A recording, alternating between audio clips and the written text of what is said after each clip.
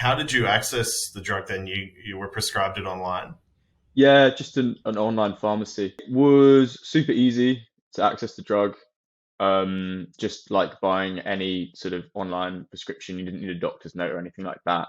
The information they presented me was similar to stuff I'd read online, that there was a small chance of certain side effects that would go away once you stopped taking the drug. And that was it really. And it was about maybe 2 months after I stopped taking the drug, I woke up and I sort of I had a similar experience to what I had when I first started noticing things going wrong, but just 10 times worse. I woke up and I had zero emotion um, at all. I Yeah, again, I was completely exhausted, but sort of on another level to last time. Um, the pain in my testicles was back and more intense, and I noticed like a redness and these sort of quite intense veins, which was pretty scary. I also I get little sort of black floaters in my eyes, um, which often coincides with the tinnitus. I get them at the same time. Yeah, well, waking up that morning was really horrific. I found I didn't I couldn't relate to anyone anymore. Even my family, it was like they were complete strangers. Um, and I couldn't relate to myself either. I had sort of tons of pictures up on my wall, and seeing myself in those situations in the past, I couldn't imagine myself being there at all. It's like it was a different person. Um, and it was really bad. And the next few days, I really seriously considered ending my life. Um, and I sort of decided at that point, if things didn't get better, then I probably would. I in I guess in social situations, I found myself I didn't get any of the same sort of enjoyment out of them, but yeah, I'd almost forget where I was mid conversation, and have to sort of remind myself, oh, I'm in this pub talking to this person. Yeah, really confusing. I've spoken to lots of doctors. A couple of them had heard of persistent side effects from finasteride, and were genuinely concerned for me. Um, a couple of them had, but sort of basically told me it was all psychological, um, which is pretty tough to hear when your doctor's essentially saying, it's all in your head, um, which it clearly isn't, which has been really frustrating and also quite scary, having like not having any medical help, um, really, for something so serious. Welcome to the PFS Network podcast. My name is Mitch, and today we're speaking to Tom, who unfortunately has been dealing with some persistent symptoms as a result of taking the hair loss drug finasteride for quite some time. Thanks for speaking with me today, Tom. Thanks for having me on. So, first of all, when did you decide to take finasteride and why? So I've been sort of noticing my hairline go back, um, literally since I was about maybe 17. I'm 25 now. Really slowly, just sort of gradually going back, um, and it was sort of playing on my mind a little bit. And then over lockdown, me and all the sort of people I was living with, we shaved their heads, and that's when I really noticed that it had receded quite a bit. Um, and it was also at that time when I was getting ad adverts on like my phone and my computer for companies selling finasteride. And I sort of looked into it, um, and all of the sort of headline sort of medical advice was that it's like perfectly safe. It was um, you could get it on the NHS, not for hair loss, but for other issues. So I assumed that it would just be safe, and decided to give it a go. Yeah. Okay. So, how did you access the drug then? You were prescribed it online. Yeah, just an online pharmacy. Um, yeah. Okay. And what was that process like? How easy was it to access the drug? Were you presented any sort of safety information about it, or talk to me a little bit about that? Yeah, it was super easy to access the drug. Just like buying any sort of online prescription, you didn't need a doctor's note or anything like that. I think they just asked me how old I was, um, if I was pregnant, which obviously I wasn't. And that was about it, really. The information they presented me was similar to stuff I've read online, that there was a small chance of certain side effects that would go away once you stop taking the drug. And that was it, really. Okay. So, um, you start taking the drug. Well, sorry, you notice that your hair's thinning. You get prescribed the drug online. As far as you're aware, you know, pretty standard. In terms of safety risks. If you get any symptoms, they should go away. Um, what happened when you first started taking the drug? How long did it take to notice that something wasn't quite right? Yeah, so when I started taking the drug, um, I didn't notice any major changes really. For Yeah, I took it for about 8 months. Um, Hmm. I didn't notice any major changes that I would have associated to the drug really. Um, and I didn't really think anything of it. It just became sort of part of my like routine, just take the pill once a day. And that was it for 8 months really, and it was fine.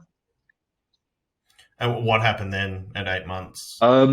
So yeah, 8 months in, it's I woke up one day, um, and yeah, it felt really different. I I noticed that I woke up and I was exhausted. Um, Even though I'd slept fully the night, and I was my whole body was exhausted. Um, and I was really emotionally drained. Um, and the sort of most concerning part is I noticed quite early on that I just had zero libido at all. Um, like it was just sort of yeah, just completely gone. Um, and yeah, that was really concerning. I also noticed like a sort of aching pain in my testicles, which is also really concerning, obviously. Um, and at that point, I went to my doctor. Um, they weren't really sure what was going on, and they'd heard of on drug side effects, but weren't concerned about it at all, really. I think their main concern was because I told them I'd stopped taking finasteride, was trying to find me a different hair loss drug, which I at that point didn't didn't care about at all. Um, and yeah, that was all in the space of sort of a few weeks to a month, um, after that 8 month period. Yeah, right. So at that stage, you didn't really kind of put two and two together in terms of this could be a result of taking this drug, or you just woke up one day and physically, emotionally drained, kind of dull ache in the testicles, and you were like, "What the hell?" Yeah, so that's at first it was, and my first instinct was that it was could be finasteride. Um, and at that point, I started doing a bit of research, and I discovered lots of different communities of men who have all had really horrible reactions to finasteride. And a lot of the things they were saying were very similar to the experience I had. Um, Hmm. and I went to my doctor a couple of times. They did blood tests, everything was fine. Um, but my libido didn't come back. I still found myself quite exhausted and emotionally drained. Um, and yeah, I started to build up a picture of other people's experiences on finasteride, um, and was quite convinced that the similar thing was happening to me. It seemed like there was, for a lot of people, there was a sort of 3 month window where once you stop taking finasteride, either your symptoms get better in that window or they could persist. And after 3 months, is when people start to maybe accept that they might be in it for the long haul. Um, Hmm. and it was about maybe 2 months after I stopped taking the drug. So I'd stopped taking the drug in um, April of last year, so 2021, and in June of the same year, um, I woke up and I sort of I had a similar experience to what I had when I first started noticing things going wrong, but just 10 times worse. I found I I woke up and I had zero emotion um, at all. I Yeah, again, I was completely exhausted, but sort of on another level to last time. Um, the pain in my testicles was back and more intense, and I noticed like a redness and these sort of quite intense veins, which was pretty scary. Um, yeah, So this is when you stopped taking the drug. yeah. Then This was 2 months this is after I after. stopped. Yeah, correct. Okay, 2 months after you'd stopped. Wow, that's quite a delay between, you know, experiencing symptoms on the drug and then kind of experiencing things get worse afterwards. Yeah, yeah, I was, it was came as a bit of a surprise. But again, Mm, having spoken to to people who are also suffering similar things, it seems like looking back, they might have had similar experiences where there's a sort of delayed reaction. But again, mm. yeah, I don't know.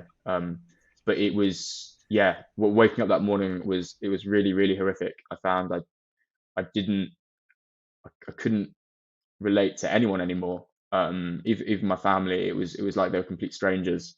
Um, and I couldn't relate to myself either. I had sort of tons of pictures up on my wall, and seeing myself in those situations in the past, I couldn't imagine myself being there at all. It's like it was a different person.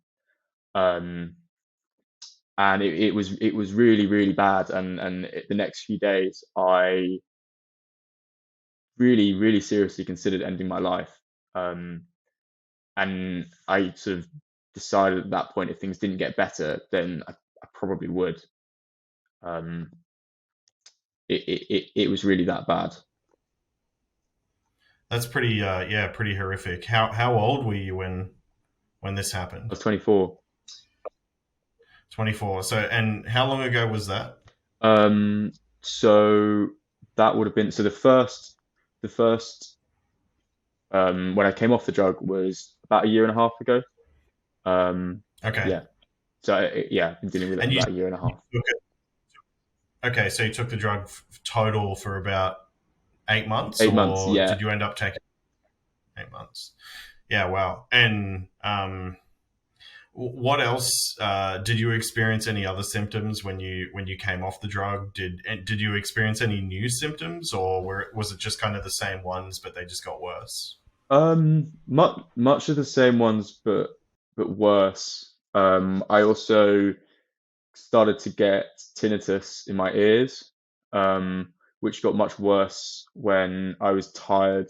I found almost like, yeah, to the point where it was almost like being in a plane and hearing that sort of whistling noise in my ears when I was tired, which just made it hard to get to sleep. And yeah, on sleep, after my sort of second crash, I I found I really struggled to get to sleep. I'd go to bed, and for about 2 3 hours, my heart would be beating really intensely for some reason. I just My whole body would just be restless. I wouldn't be able to sleep. and I'd often get to sleep, and then I'd often wake up with that same feeling in the middle of the night, and struggle to sleep, which yeah, just made things worse not being able to sleep as well.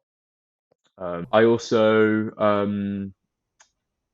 I get little sort of black floaters in my eyes, um, which often coincides with the tinnitus. I get them at the same time, um, and I mean they don't bother me too much, but it's just a sort of strange thing that's happened since. Um, and I also find I used to do a lot of sport. I used to run quite a lot. I play hockey and football, and yeah, ever since I've sort of been off finasteride, my sort of legs don't recover. So it got at one point it was if I'd run for maybe 100 meters, I'd barely be able to walk for the next few days. And even Wow. with physio and stuff, that wasn't really improving. And it's only now, a year and a half later, that I'm actually able to run sort of like 5K here and there, and with a lot of physio.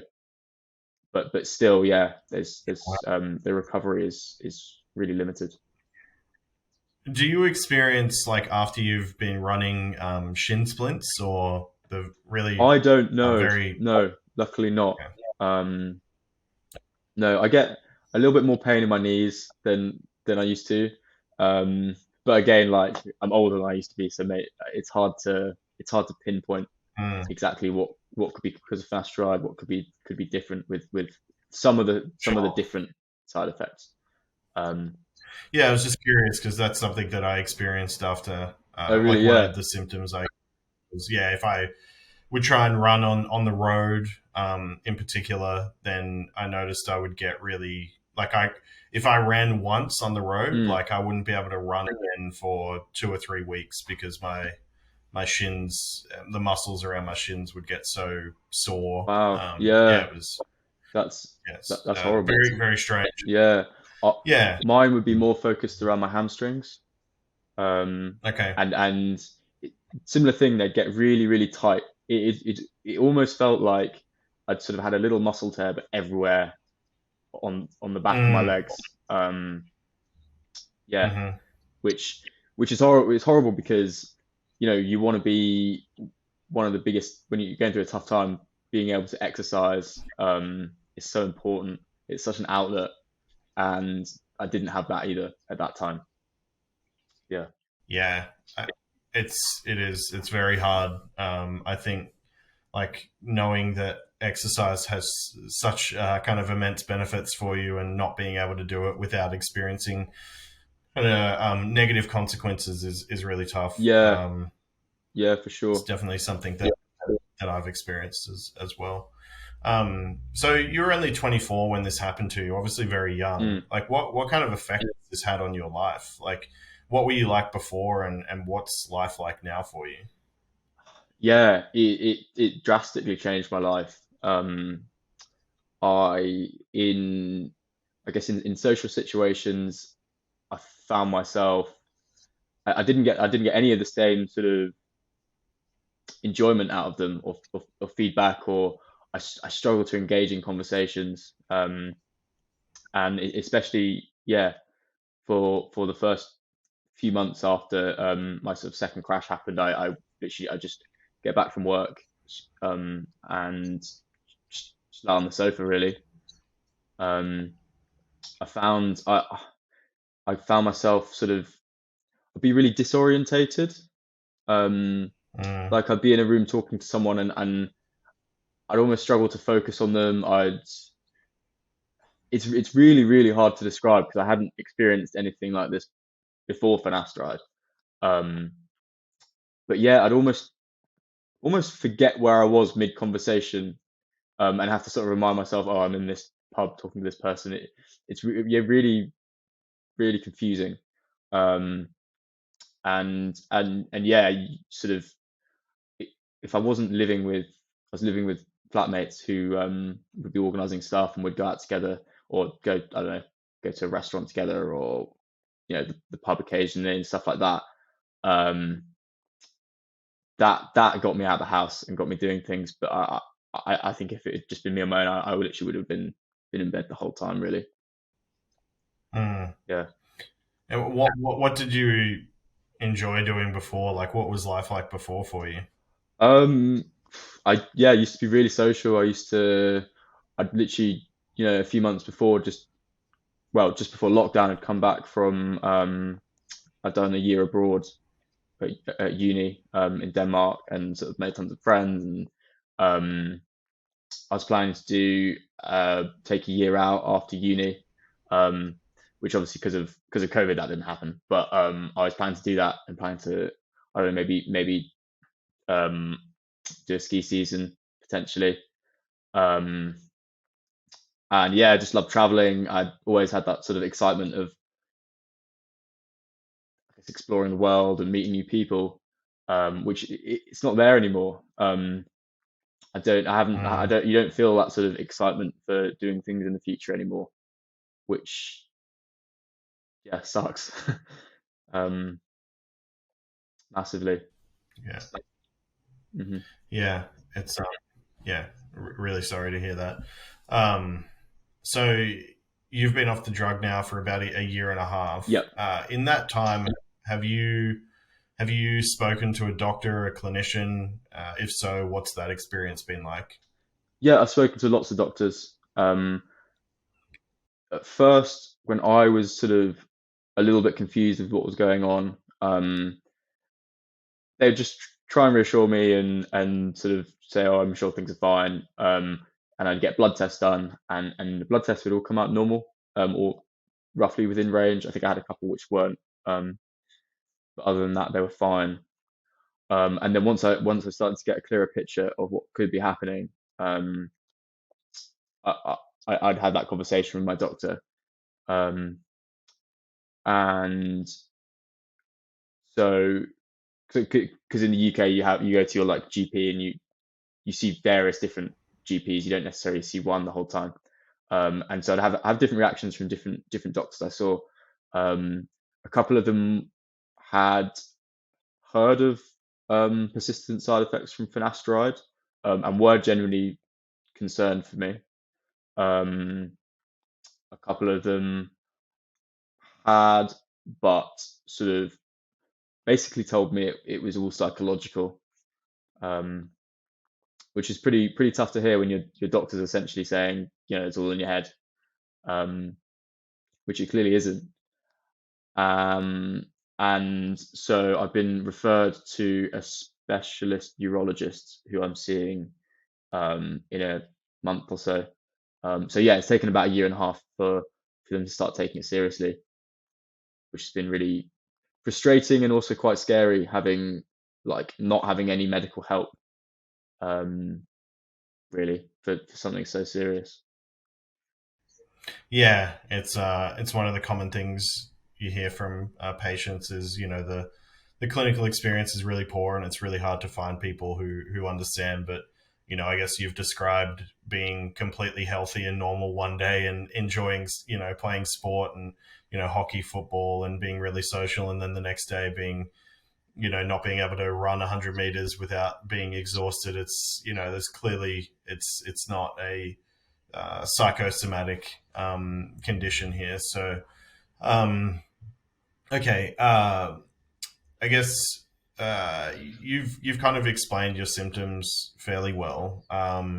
Maybe if you could just give, are there any symptoms that you didn't touch on before that you experienced after your crash that you experience now? Like I think you spoke about floaters and Mm. um, this, kind of emotional bluntness, that type of thing. Is there anything else that you've experienced that you didn't mention before? Um, well, I guess the sort of sexual side effects, and I touched on sort of having zero libido, and that's continued. Hmm. Um, and it's sort of gone from having zero libido to sort of just being completely detached from sort of sex in general. It doesn't, it feels kind of like an alien concept now, if that makes sense. Like it doesn't, um, there's really no connection there for me. Um, which, yeah, is pretty horrifying. Um, yeah, and I've touched on the sort of not being excited for anything. But yeah, my whole sort of like range of emotions has been constricted massively. I don't feel like excitement or pleasure. Um, yeah, that, that sort of thing. A lot of the sort of good emotions that you sort of try and build just aren't there anymore. Yeah, yeah, it's really tough to hear. Um, okay, uh, the final thing I wanted to ask Mm, is, knowing what you know now, experiencing what you've experienced. Do you feel like you had enough warning, enough information about the possible consequences of taking finasteride to provide informed consent? absolutely not. Absolutely not. There was no um, sort of warning that anything like this could happen at all. Um, all of the sort of minor warnings that there would one standard ones you'd see with drugs where if you come off the drug then those side effects will disappear. Um, so yeah, just zero, not just really not enough warning at all. Yeah. Okay, great. Well, thanks for joining me today. Thanks for having the courage to share your story, and really sorry to hear what's happened to you, but really appreciate you taking some time to talk today. Yeah, well, thanks for having me on and letting me share my story. Thanks, Tom. Cheers.